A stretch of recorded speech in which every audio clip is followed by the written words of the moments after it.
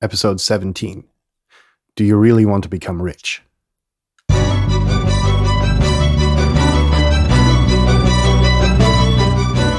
You're listening to the very best podcast in the world on health, wealth, and happiness. Please remember to leave a review and share with all your friends and family. And here is your host, Lars Hilser.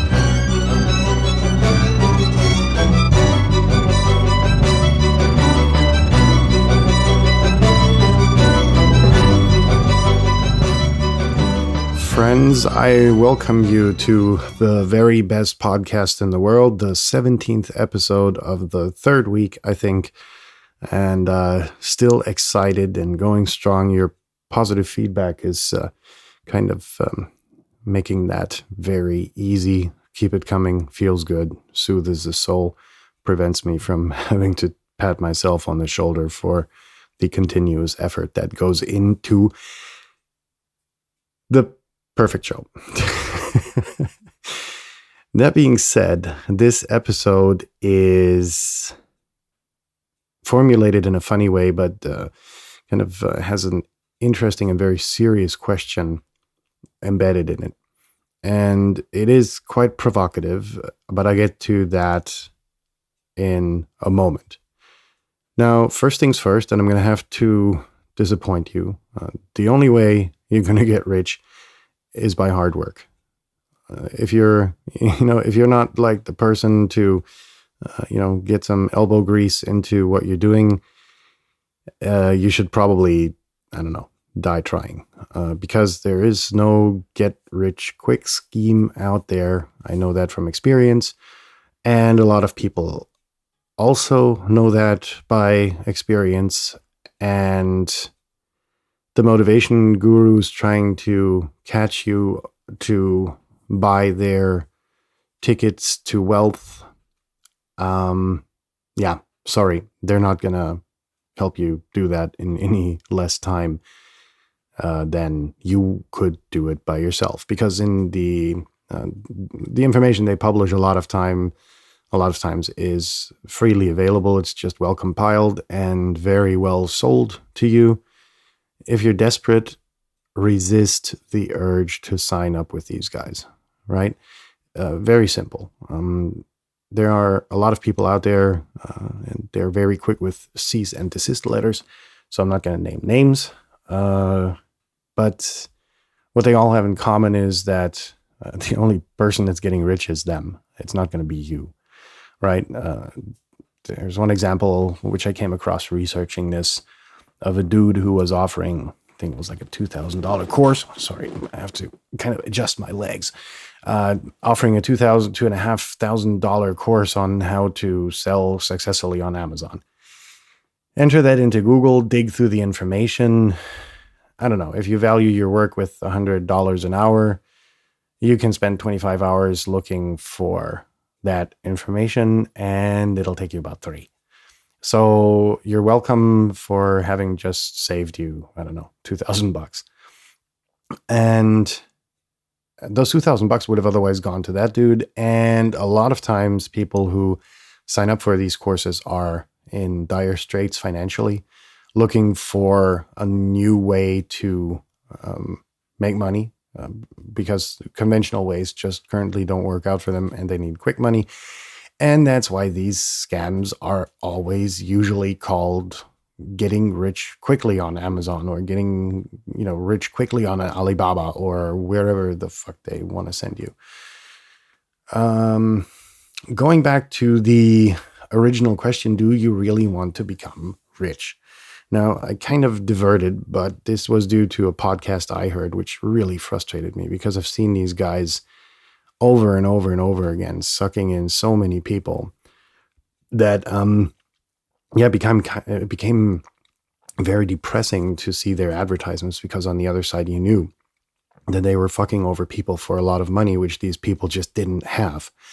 So I heard stories and read about stories where they would actually take out a loan to finance this program that they were enrolling in, only to find out that they, wouldn't be able to sell shit afterwards. Yeah, they had a bit of a personality boost, which lasts, 12, 24 hours, and you wake up and you're like, oh, fuck.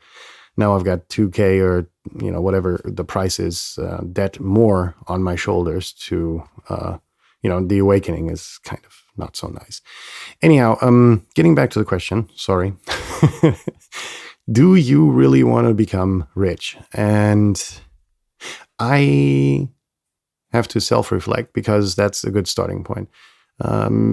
Many years ago, I was sitting in Dubai in the first class lounge, and this dude, I was on the phone with a friend in Germany, speaking German, obviously. And so I end the call. A few minutes later, this dude sits down and we get into polite conversation. I think I've mentioned this story before. I'm not sure. I'm going to make it short just in case I have.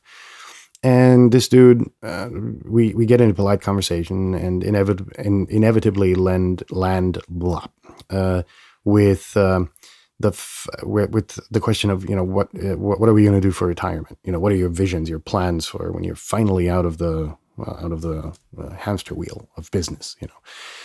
And so he goes, well, I don't know, what do you want to do? I think it was something like having beehives or something. And I said, well, you ain't got that long to go, because the dude looked like he was 60 plus. And without hesitating, he looks at me rather baffled and says, I'm 52. And before that, we had talked about, the usual business stuff that you talk about, how many flights you do, where you were, and what's the weather, blah. So this dude does at least Frankfurt, Shanghai, sorry. Shanghai and China, obviously. I think it was at least 2 times a month. More often than not, he would do it 3 to 4 times a month. And this wears and tears. And I had noticed that because I was leading an even more excessive lifestyle at the point. I think I had even more international flights, long haul flights. And the dude walks out because he caught another plane. I was flying to Hamburg and his flight went earlier. And he just left me there sitting and looking. I wasn't even working for once, contemplating whether that was something which I wanted for my life. And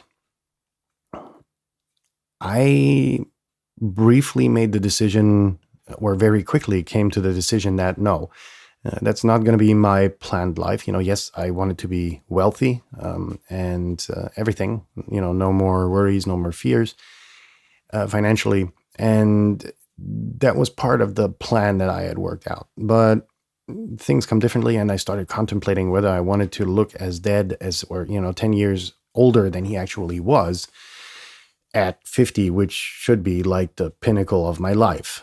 And I said, fuck no, that's not what this is about. You're not wearing yourself out and killing yourself only to live another 3 or 4 years after you finally go into retirement and then die because your body is just so fucking worn out, not to mention the mind, that you're just not going to have anything left of your life to reflect upon. Because this dude was, while well paid, still in the 9-to-5 scheme, very stressed out and so on and so forth, and totally in the work process.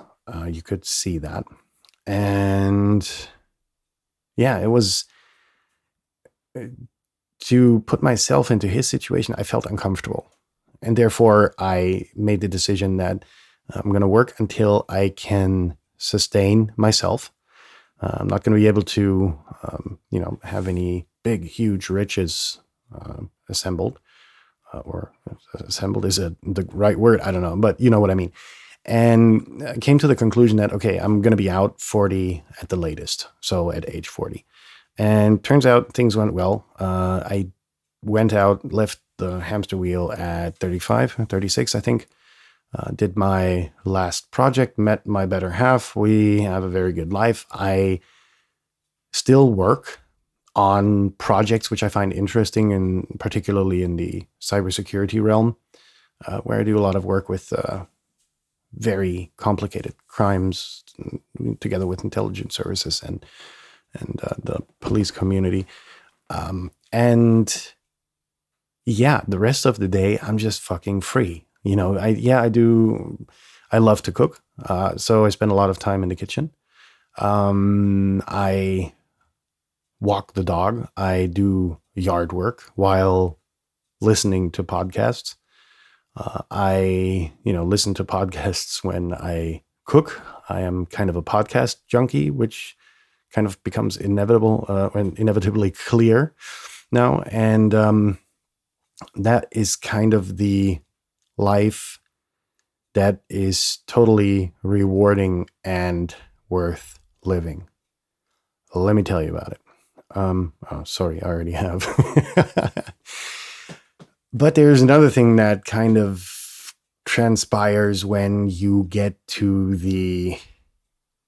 answering the question, do you really want to become rich? Because with that comes a significant amount of responsibility, not only towards yourself, but also to others, in that you're going to, stick out like a sore thumb, depending on how brightly and shiny and sparkly you're going to be willing to present your wealth to the world. And that's going to make you a target to some mean-ass motherfuckers out there who are going to be very interested in kidnapping you, or your kids becoming targets, or other parts of your family or your entourage, and you have to deal with totally different problems. That was something I learned when working together with risk management companies for a time. And another thing that comes with money is power, more often than not.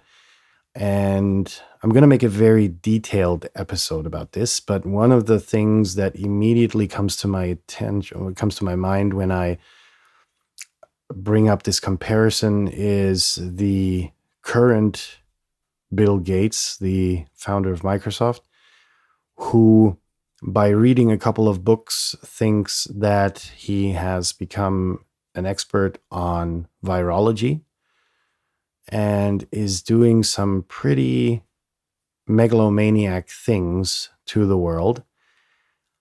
And he gets listened, everybody would be called a kook and gotten rid of, or called a tinfoil hat wearer, or conspiracy theorist, or both, or worse. This dude's got the money to, he used his money to buy the correct chess pieces, so nobody is really ridiculing him or questioning whether or not he has the knowledge. Those of you who've been following him, read his books. Even in the earliest ones, you can see megalomaniac tendencies. Very much recommended. Other people who trust the dude obviously haven't read those books. I, for one, did a book report together with a friend of mine. This must have been, over 20 years ago, in, grade school in the U.S.? I don't know. It must have been about 12th grade.